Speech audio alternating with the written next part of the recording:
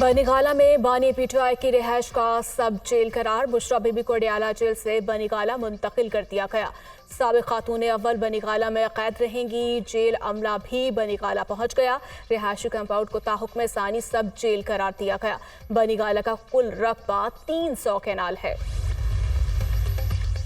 Toshakhana reference में बानी PTI और बुशरा बीबी को 14 साल कैद बामुशक्कत की सजा। दोनों मुजरिमान किसी भी अवामी ओहदे के लिए 10 साल के लिए नाअहल करार। बानी पीटीआई और बुशरा बीबी को 1 अरब 57 करोड़ पे जुर्माने की भी सजा। एहतसाब अदालत के जज मोहम्मद बशीर ने तोशाखाना रेफरेंस का फैसला सुना दिया। आपका 342 का बयान कहाँ है? अदालत का इस्तफसार। मेरा बयान कमरे में है, मुझे तो सिर्फ हाजिरी के लिए बुलाया गया था। बानी पीटीआई का जवाब, आप फौरी तौर पर अपना बयान जमा करवा दें, अदालती वक्त खराब ना करें। अदालत के रिमार्क्स, आपको क्या जल्दी है? कल भी जल्दी में सजा सुनाई गई। बानी पीटीआई का जवाब।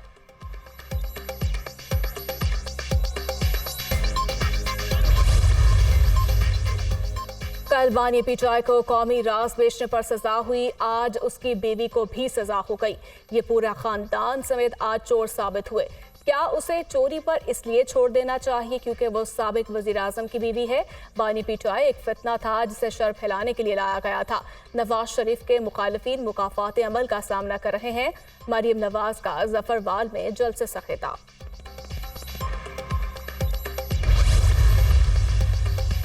बानी पीटीआई को सजा मिलने पर जश्न नहीं मनाएंगे। जो कहता था कि सबको रुलाऊंगा, आज वो खुद रो रहा है।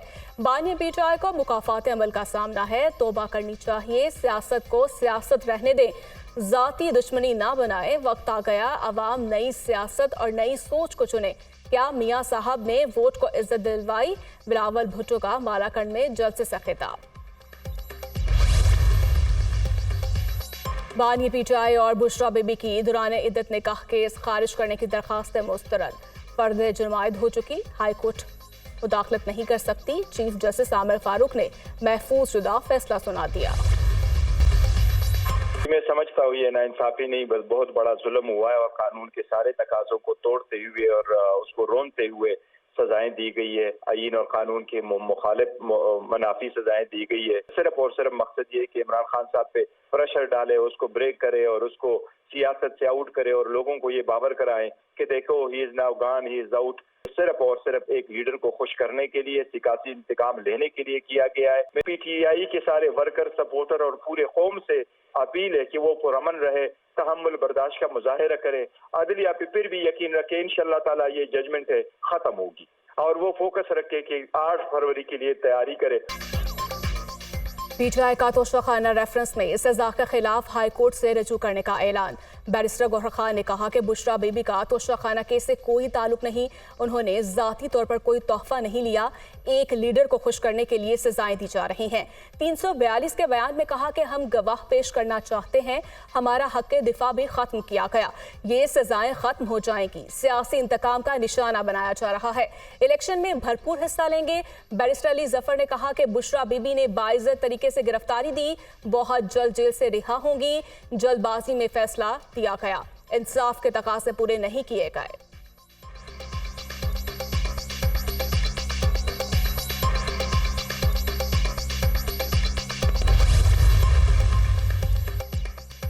बानी पीटीआई की हमशिरा वुकला टीम पर बरहम कोई क्यों नहीं बोल रहा? सब अपनी अपनी इलेक्शन कैंपेन कर रहे हैं।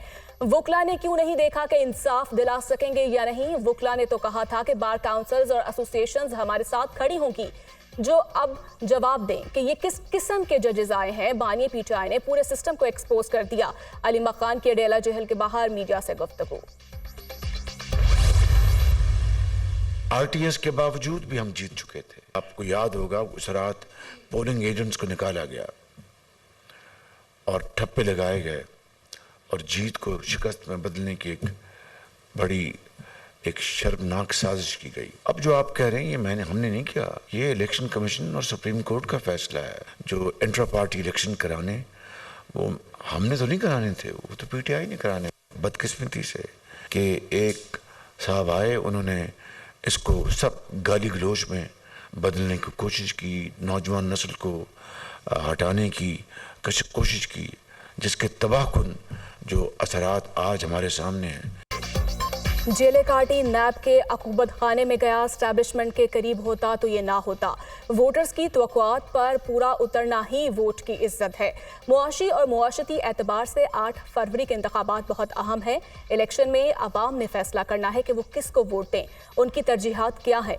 2018 से पहले मुल्क तरक्की का सफर तेजी से तय कर रहा था। आरटीएस एक सोचे समझे मंसूबे के तहत बिठाया गया। माजी के रोने धोने से कुछ नहीं होगा, ये वक्त का ज़िया है। माजी से सबक सीखकर आगे बढ़ना होगा। मुल्क को मुआशी और खारजी तौर पर बहुत से मसाइल का सामना है। शहबाज शरीफ का डिजिटल मीडिया के नुमाइंदों से खिताब।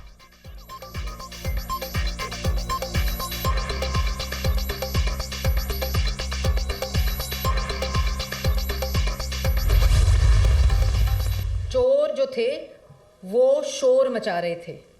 शहबाज शरीफ साहब पे और नवाज शरीफ साहब पे पूरी परसेप्शन बनाई कि इनको चोर कहो। चोर असल में खुद थे, इंटरनेशनल सनत याफ्ता चोर थे। चोर चोर का शोर मचाया गया, अब पता चला कि असल चोर कौन है। कौमी खजाने पर डाका डाला गया, ओपोजिशन को जेलों में रखा गया। बानी पीटीआई समझते थे ताकत से दूसरों का मुंह बंद कर लेंगे। नवाज शरीफ के दौर में करप्शन में कमी हुई। करप्शन इसलिए कम हुई क्योंकि ऊपर बैठा शख्स सादिक और अमीन था। चोरी न करने वाले अपनी 3 नस्लों का हिसाब देते रहे। रहनुमा नून लीग मरियम औरंगजेब की प्रेस कॉन्फ्रेंस।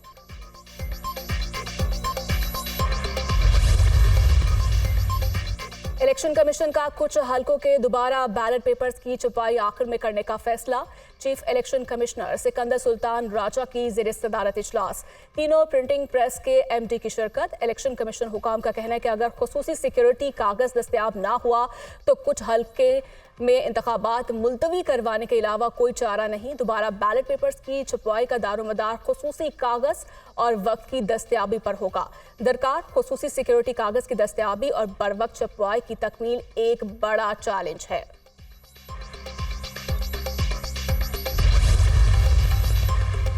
इद्दत के दौरान निकाह का केस। इस्लामाबाद हाई कोर्ट ने केस खारिज करने की दरखास्त मुस्तरद कर दी। बानी पीटीआई और बुशरा बीबी की दरखास्त पर चीफ जस्टिस आमिर फारूक ने महफूज फैसला सुना दिया। केस में फर्दे जुर्म आयद हो चुकी, हाईकोर्ट मुदाखलत नहीं कर सकती, अदालत का फैसला।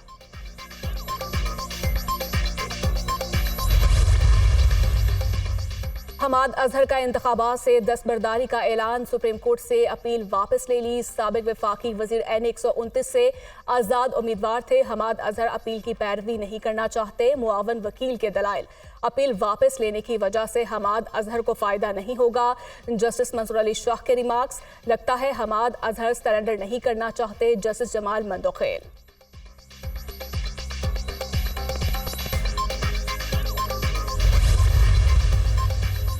परवेज इलाही गदागाड़ी के इंतखाबी निशान पर ही इलेक्शन लड़ेंगे। लाहौर हाई कोर्ट ने फैसला सुना दिया। अदालत ने साबिक वजीर आला के इंतखाबी निशान मोर अलॉट करने के लिए दरखास्त खारिज कर दी।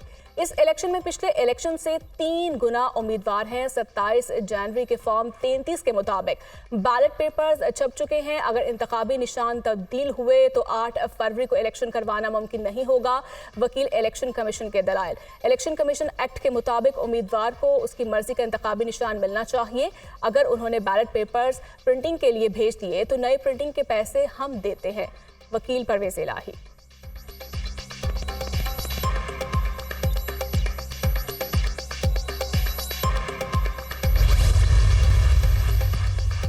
बाजौड़ में फाटक बाजार में नामालूम अफराद की फायरिंग। NA 8 से उम्मीदवार रेहान ज़ेब जाँ बहक। एक शख्स जख्मी। रेहान ज़ेब आज़ाद हैसियत में इलेक्शन लड़ रहे थे।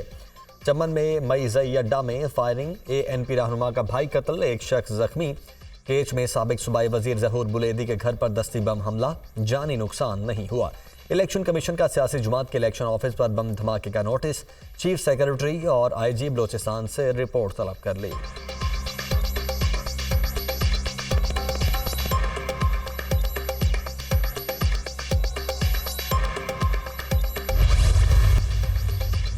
और मुल्क की खुदमुख्तारी, कौमी इज्जत, अवामी उमंगों पर कभी समझौता नहीं किया जाएगा। पाकिस्तान की खुदमुख्तारी और इलाकाई सालमियत मुकद्दस और नाकाबिले तस्खीर है। पाकिस्तान तमाम रियासतों के साथ पुरअमन बकाए बाहमी पर यकीन रखता है। Army chief general Syed Asim Munir का कोर कमांडर्स कॉन्फ्रेंस से खिताब। किसी को भी सियासी सरगर्मी के नाम पर तशद्दुद की इजाजत नहीं दी जाएगी। कॉन्फ्रेंस के शुरका का अज़्म।